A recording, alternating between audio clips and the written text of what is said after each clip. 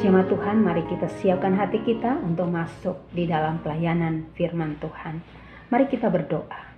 Tuhan Yesus, sumber kebenaran kami yang senantiasa menuntun kami ke dalam kebenaran firman Tuhan. Saat ini Tuhan, kami mau mendengarkan firman Tuhan. Oleh karena itu, kuasailah kami dengan Roh Kudus-Mu, agar kami dapat memahami firman Tuhan, menyimpan dalam hati, serta mewujud nyatakan firman Tuhan di dalam seluruh kehidupan kami. Berkati seluruh umat-Mu yang mendengarkan firman Tuhan, berkati juga hamba-Mu yang menyampaikannya. Di dalam nama Kristus Yesus, kami sambut firman Tuhan. Amin. Firman Tuhan dari kitab Perjanjian Baru 2 Korintus pasal 4 ayat 3 sampai dengan 6, demikian firman Tuhan. Jika Injil yang kami beritakan masih tertutup juga, maka ia tertutup untuk mereka yang akan binasa, yaitu orang-orang yang tidak percaya, yang pikirannya telah dibutakan oleh ilah zaman ini, sehingga mereka tidak melihat cahaya Injil tentang kemuliaan Kristus, yang adalah gambaran Allah. Sebab bukan diri kami yang kami beritakan, tetapi Yesus Kristus sebagai Tuhan, dan diri kami sebagai hamba-Mu karena kehendak Yesus. Sebab Allah yang telah berfirman, dari dalam gelap akan terbit terang. Ia juga yang membuat terangnya bercahaya di dalam hati kita, supaya kita beroleh terang dari pengetahuan tentang kemuliaan Allah yang nampak pada wajah Kristus. Demikianlah firman Tuhan, terpujilah Tuhan Yesus Kristus. Haleluya. Haleluya. Haleluya. Haleluya. Shalom. Bapak, Ibu, saudara-saudara jemaat yang dikasihi oleh Tuhan Yesus Kristus. Tema kita pada minggu ini, perlintasan mengubah gereja menjadi terang. Bacaan firman Tuhan saat ini berbicara tentang pelayanan Paulus, di mana kita lihat di dalam ayat 3-6 dijelaskan bahwa Paulus telah menerima Injil. Oleh sebab itu berdampak positif bagi perubahan kehidupannya. Dan ketika Paulus menerima Injil Kristus, dia tidak saja menerima, tetapi dia pun bergerak, beraksi untuk menyampaikan, memberitakan Injil Kristus itu kepada semua orang. Karena dia sadar bahwa dia pun diberikan tugas oleh Tuhan Yesus Kristus untuk memberitakan Injil itu ke seluruh dunia. Sebab itu Paulus menyebutkan bahwa Injil adalah kekuatan Allah yang menyelamatkan setiap orang percaya. Dan Injil adalah terang yang membuka hati manusia untuk memahami dan melakukan kasih kepada semua orang. Injil adalah kebenaran. Injil adalah keadilan yang harus disampaikan dan diberitakan kepada semua orang. Dan Injil itulah yang menempatkan dan menuntun Paulus melawan godaan dunia ini. Dan Injil itu menjadi dasar utama yang digunakan oleh Paulus di dalam mengkritisi kehidupan orang-orang yang ada di Korintus. Bapak, Ibu, saudara-saudara yang dikasihi oleh Tuhan Yesus Kristus, kita tahu bahwa dalam kehidupan Paulus, yaitu di dalam pelayanan Paulus maupun rasul-rasul yang lainnya, mereka senantiasa berhadapan dengan berbagai tantangan dan godaan, hambatan, badai yang senantiasa datang menghadang mereka. Jadi di dalam tugas pelayanan mereka tidak mulus, semulus jalan tol yang bebas hambatan, tetapi mereka senantiasa diperhadapkan dengan berbagai-bagai pergumulan hidup. Di mana kita lihat ketika Paulus menyampaikan Injil Kristus kepada orang-orang atau jemaat yang ada di Korintus, walaupun mereka telah mendengarkan Injil itu, tetapi hati mereka tertutup untuk kebenaran. Hati mereka lebih condong kepada ilah-ilah zaman yang ada pada saat itu, yaitu segala tren yang ada pada zaman itu, yang memberi kenikmatan sesaat kepada mereka. Nah, orang-orang seperti ini dapat dikategorikan sebagai orang-orang yang menolak Injil Tuhan. Oleh sebab itu, melalui penginjilan Paulus mengingatkan jemaat di Korintus, yaitu bagi mereka yang telah menerima Injil Kristus, mereka yang telah percaya kepada Tuhan Yesus Kristus, mereka yang telah berada di dalam barisan orang-orang percaya, agar tetap teguh di dalam iman percaya kepada Tuhan Yesus Kristus, agar mereka tetap kuat di dalam menghadapi serangan kelompok Yahudi yang ingin mempengaruhi jemaat di Korintus untuk meninggalkan kebenaran yang telah disampaikan, yang telah diberitakan oleh Paulus.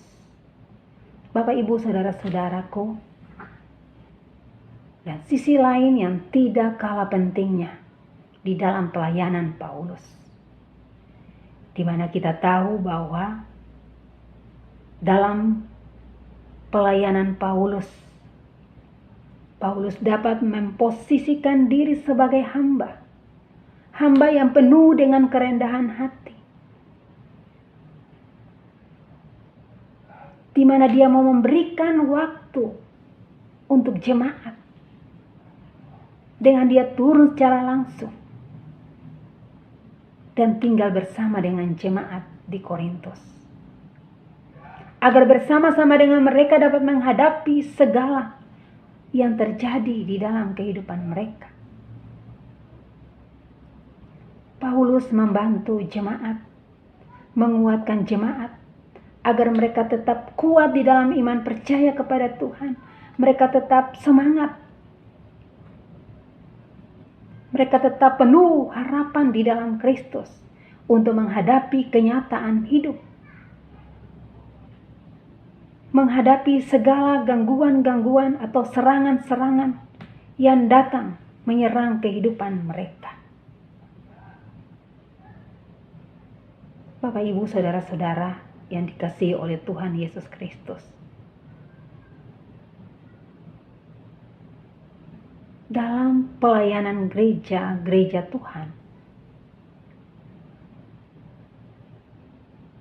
di dalam dunia ini, dan terlebih khusus di Indonesia, kita pun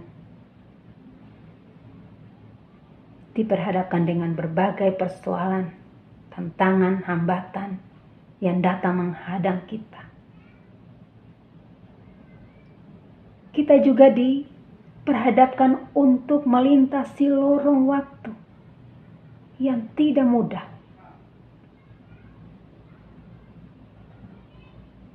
Kita boleh melihat setiap peristiwa yang terjadi di tengah bangsa dan negara kita dengan mewabahnya virus COVID-19 yang belum berakhir. Demikian pun terjadi bencana alam di seluruh provinsi di negara kita. Bahkan secara ke dalam, di tengah-tengah gereja, terjadi konflik antar gereja yang satu dengan yang lain, bahkan di dalam intern gereja sendiri. Situasi dan kondisi seperti ini menunjukkan bahwa kita secara beruntun menghadapi berbagai perubahan sosial dari masa ke masa yang menuntut adanya sikap gereja yang rasuli, di mana gereja harus menyikapi segala sesuatu yang terjadi di tengah bangsa negara Kesatuan Republik Indonesia ini dengan sikap yang arif dan bijak. Bagaimana gereja meresponi segala sesuatu yang terjadi dengan hikmat, termasuk meresponi berbagai ajaran-ajaran baru yang bermunculan dan berjamur di mana-mana. Bapak, Ibu, Saudara-saudara yang dikasihi oleh Tuhan Yesus Kristus, gereja pun dapat menyikapi para jemaat. Secara intern, gereja pun harus dapat menyikapi akan kehidupan dari para jemaat yang mungkin di dalam pelayanan kedapatan jemaat atau orang-orang yang keras kepala, orang-orang yang tidak meresponi kebenaran yang telah disampaikan melalui hamba-hamba Tuhan yang Tuhan utus dan Tuhan percayakan.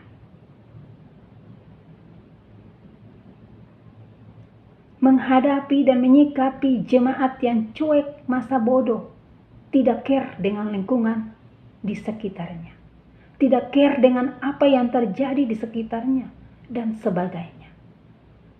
Oleh sebab itu, melalui firman Tuhan saat ini, Paulus memberikan beberapa sikap, contoh dan teladan yang patut kita miliki sebagai gereja di dalam tugas dan pelayanan kita.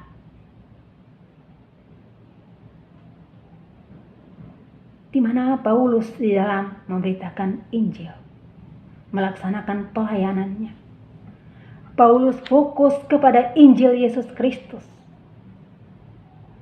Dia melakukan itu dengan kesungguhan hatinya. Ia melakukan dengan kesungguhan hati bahwa ia bekerja untuk kemuliaan Tuhan, bukan untuk dirinya sendiri. Sebab itu dalam pelayanan, Paulus mengalami berbagai macam rintangan penderitaan. Dia ditolak, bahkan dipenjarakan, bahkan nyawa adalah taruhannya. Dan bagi Paulus, hidup adalah Kristus dan mati adalah keuntungan. Dan ini merupakan bentuk kesetiaan Paulus kepada Injil Kristus. Dan Paulus pun siap menanggung segala risiko yang ada di depannya. Bapak, Ibu, Saudara-saudara yang dikasihi oleh Tuhan Yesus Kristus,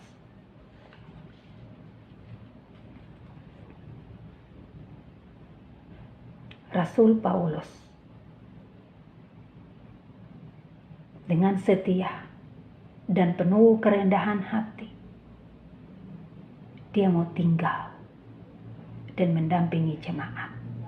Dia berbaur dan menyatu dengan jemaat, artinya dia menjamah mereka secara mendalam. Karena dia sadar bahwa tidak saja harus menyurati jemaat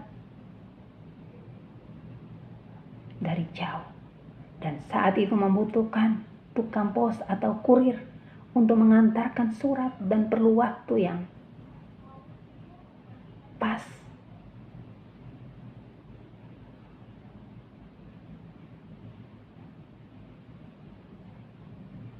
Dan dia pun memerlukan orang untuk mengantarkan.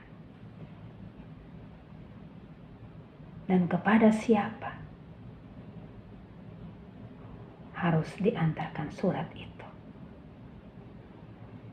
Bapak, Ibu, Saudara-saudara yang dikasihi oleh Tuhan Yesus Kristus, bahwa bagaimana orang-orang kudus zaman itu dapat mensosialisasikannya bagi kehidupan orang banyak. Jauh beda dengan zaman sekarang, yang hanya dengan tekan tombol pesan dapat viral di berbagai media sosial yang ada. Rasul Paulus tidak saja berada di atas mimbar untuk berkhotbah dan menyampaikan Injil Kristus, tetapi dengan setia ia terjun secara langsung, menyentuh dan menyatu serta tinggal bersama-sama dengan jemaat, merasakan, mengalami apa yang dirasakan dan dialami oleh jemaat. Dan bersama dengan mereka boleh melewati dan melintasi lorong-lorong kegelapan dan senantiasa memancarkan cahaya bagi kemuliaan Tuhan Yesus Kristus. Dengan demikian, Bapak, Ibu, Saudara-saudaraku, selaku gereja, di dalam melaksanakan tugas dan pelayanan, kita pun harus fokus kepada Injil Yesus Kristus sebagai sentral di dalam keseluruhan pelayanan kita.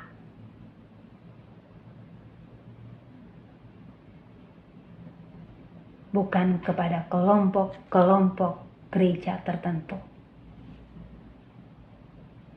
Sebab Injil tidak boleh dihambat atau terhambat oleh karena perbedaan-perbedaan di tengah-tengah kehidupan gereja.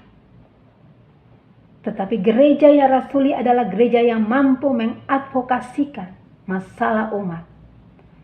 Sebab gereja harus melakukan pendampingan agar pelayanan gereja menjadi gereja yang berubah, gereja yang baru, gereja yang dapat menangkan jiwa-jiwa bagi kemuliaan nama Tuhan Yesus Kristus.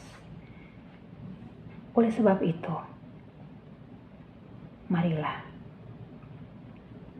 selaku gereja kita terus memberitakan Injil Tuhan dalam situasi dan kondisi apapun juga dan bagaimanapun juga. Dan teruslah kita bercahaya dalam segala situasi dan kondisi bagi kemuliaan nama Tuhan kita Yesus Kristus. Soli Deo Gloria. Amin. Jemaat, mari kita masuk di dalam doa syafaat diakhiri dengan doa Bapa kami secara bersama. Kita berdoa. Tuhan Yesus, kami mengucap syukur dan terima kasih untuk persekutuan yang indah yang memuliakan nama Tuhan dalam ibadah di pagi hari ini. Di dalamnya Tuhan telah menaburkan benih cinta kasih Tuhan lewat kebenaran firman-Mu yang sudah kami dengar dan kami renungkan bersama. Biarlah firman Tuhan itu tidak lalu dan sia-sia, namun oleh kekuatan Roh Kudus Tuhan, kami boleh mengerti, menyimpan di dalam hati dan memperlakukan firman Tuhan di dalam hidup dan kehidupan kami. Terpujilah Engkau ya Tuhan Allah. Di saat ini kami membawa di dalam doa untuk seluruh jemaat Tuhan, jemaat Poksunter. Tuhan mengenal kami semua dalam kehidupan kami masing-masing, pribadi, keluarga, rumah tangga. Tuhan berkati kami dalam berbagai peran, fungsi, dan tanggung jawab kami, baik sebagai kepala keluarga, sebagai suami, istri, orang tua, dan anak. Dalam tugas dan tanggung jawab kami masing-masing, Tuhan anugerahkan kami kesehatan, kekuatan, sukacita menjadi bagian dalam kehidupan kami. Lalu Tuhan berkati seluruh yang kami lakukan, biarlah menyenangkan hati Tuhan, dan Tuhan limpahkan berkat-Mu mengalir di tengah kehidupan rumah tangga keluarga kami, agar dari dalam rumah tangga kami terpancarlah sinar kemuliaan Tuhan. Hamba berdoa bagi jemaat yang saat ini dalam kelemahan tubuh karena sakit, yang dirawat di rumah sakit ataupun di rumah. Tuhan senantiasa memberkati Bapak Henry Pangaribuan, Ibu Aspita Tampo Bolon, Bapak Ateng, suami dari Ibu Lili Ateng, Ibu Rosana Saragi Boro Hutapea, Ibu Meti Kusoi, Ibu Lili Niki Yulu, Saudari Yohana Lubis, Ibu Tio Rogun Gurning Boro Sirait, Ibu Margaret A. Kaunang Singal, Bapak ACM Soeharto, Ibu Karlina Tita, Bapak M. Sembiring, Ibu Jendalit Sembiring Boru Barus, Bapak R. Suhadi, Ibu Suhadi, Bapak Arman Sinaga, Ibu Feni Sinaga, Ibu Mariono, Ibu Suprayitno, Bapak Henrico Sinaga, Bapak Tony Lemnano, Bapak Erli Wantania, Ibu Marta Bandaso, Ibu Ocha Lemnano. Tuhan, jamalah kekasih-kekasih Tuhan ini yang berada dalam kelemahan tubuh karena sakit. Dengar senantiasa jeritan hati mereka, seruan doa yang mereka naikkan kepada Tuhan. Tuhan tahu kerinduan harapan mereka untuk mendapatkan kesembuhan daripada Tuhan. Karena itu berkatilah setiap pelayanan yang mereka dapat dari rumah sakit, dari orang-orang terdekat, berkati makanan, minuman, obat-obatan, dan oleh bilur-bilur Tuhan, Tuhan sembuhkan mereka. Sebab itu hamba taruhkan mereka hanya ke dalam tangan Tuhan Yesus yang kudus. Jemaat Tuhan yang bergumul dalam berbagai pergumulan, persoalan hidup, keluarga, rumah tangga, pribadi Tuhan, juga jemaat Tuhan senantiasa buka jalan bagi seluruh pergumulan hidup kami.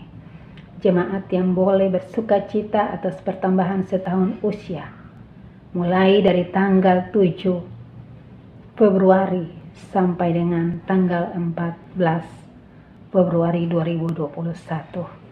Tuhan memberkati akan kekasih-kekasih Tuhan yang boleh merasakan hari ulang tahun, merasakan menikmati berkat Tuhan. Senantiasa Tuhan memberkati mereka dalam seluruh hidup mereka. Mereka senantiasa penuh dengan luapan syukur kepada Tuhan. Bahkan Tuhan ajar kami untuk senantiasa mengucap syukur di dalam segala hal. Terpujilah Tuhan Yesus, kami berdoa bagi jemaat yang berduka, Tuhan hibur dan kuatkan. Kami pun berdoa bagi pelayanan di tengah-tengah jemaat. Tuhan telah menghadirkan para pelayan-pelayan Tuhan, hamba-hamba Tuhan, para majelis, para pendeta, bahkan jemaat yang terlibat dan melibatkan diri dalam pelayanan di tengah jemaat Poksunter. Senantiasa Tuhan memberkati kami, berikanlah kesehatan, kami sehati, sepikir, setujuan, kami boleh bergandengan tangan, kami saling menghormati satu dengan yang lain, bekerja sama untuk sama-sama melakukan tugas pelayanan yang Tuhan berikan bagi kami, untuk melayani kawanan domba Allah, untuk bekerja di kebun anggur Tuhan, agar kami dapat memberikan pelayanan yang terbaik bagi hormat kemuliaan nama Tuhan. Bapa di sorga, berkati segala program kerja yang diprogramkan untuk mengembangkan pelayanan lebih baik lagi ke depan. Kiranya semua berjalan di dalam tuntunan kasih dan penyertaan Tuhan. Hamba berdoa bagi bangsa negara kami yang menghadapi berbagai pergumulan di tengah bangsa kami. Mewabahnya virus COVID-19 yang belum berakhir, bencana alam yang terjadi di seluruh provinsi di negara kami, bahkan persoalan-persoalan lainnya yang kami hadapi. Tuhan, kami memohon Engkau turun tangan dan Tuhan angkat, Tuhan enyahkan setiap persoalan yang kami hadapi, agar kami boleh hidup normal lagi untuk melakukan segala aktivitas kami. Sebab itu berkati segala usaha upaya pemerintah negara Republik Indonesia, bahkan pemimpin-pemimpin gereja, dengan segala usaha upaya mereka untuk melenyapkan wabah virus COVID-19 ini dari muka bumi Indonesia, bahkan dunia ini. Kiranya diberkati oleh Tuhan, dan Tuhan memberkati kami sebagai warga negara, warga gereja, untuk dapat mendukung usaha pemerintah di dalam melaksanakan protokol kesehatan. Kami dapat menjaga kesehatan, menjaga kebersihan. Kami boleh peduli dengan lingkungan di sekitar kami, sehingga apa yang diusahakan dan diupayakan oleh pemerintah, bahkan gereja kami, boleh mendatangkan kebaikan bagi banyak orang. Berkati para pemimpin-pemimpin kami, presiden, wakil presiden, para kabinet menteri, dengan hikmat Tuhan, Tuhan rahmati mereka, agar mereka dapat memimpin bangsa negara ini seturut kehendak Tuhan. Kami serahkan seluruh kehidupan kami. Kami akan melangkah memasuki hari baru. Tuhan pegang tangan kami. Tuhan atur langkah kami. Tuhan teguhkan iman percaya kami. agar dimanapun kami pergi dan kami berada, kami melakukan perintah Tuhan, menjadi berkat bagi sesama. Terpujilah Tuhan Yesus, ini doa dan syukur kami. Di dalam nama Tuhan kami Yesus Kristus yang telah mengajar kami berdoa bersama. Bapa kami yang di sorga, dikuduskanlah namamu, datanglah kerajaanmu, jadilah kehendakmu di bumi seperti di surga. Berikanlah kami pada hari ini makanan kami yang secukupnya, dan ampunilah kami akan kesalahan kami, seperti kami juga mengampuni orang bersalah kepada kami. Dan janganlah membawa kami ke dalam pencobaan, tetapi lepaskanlah kami daripada yang jahat. Karena Engkaulah yang mempunyai kerajaan dan kuasa dan kemuliaan sampai selama-lamanya. Amin. Jemaat kekasih Tuhan, kita akan segera mengakhiri ibadah ini. Sebab itu, angkatlah hatimu dan arahkanlah kepada Tuhan, serta terimalah berkat Tuhan. Tuhan memberkati engkau dan melindungi engkau. Tuhan menyinari engkau dengan wajah-Nya dan memberi engkau kasih karunia. Tuhan menghadapkan wajah-Nya kepadamu dan memberi engkau damai sejahtera. Amin. Amin. Amin. Ibadah selesai, Tuhan Yesus memberkati kita.